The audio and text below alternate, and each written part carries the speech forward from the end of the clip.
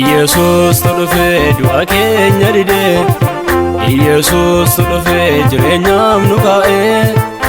Yesus dhufe nagaa keenya ta'e Yesus dhufe kun har'aan nu ga'e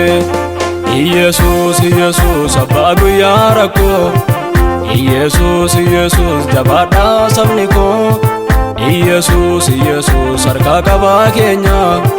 Yesus tiksee lubbuu keenya Yesus abbaa guyyaa rakkoo Yesus jabaadhaa sabni koo Yesus harkaa qabaa keenya Yesus tiksee lubbuu keenya Yesus abbaa guyyaa rakkoo Yesus jabaadhaa sabni koo Yesus harkaa qabaa keenya Yesus tiksee lubbuu keenya irra dhufaa kee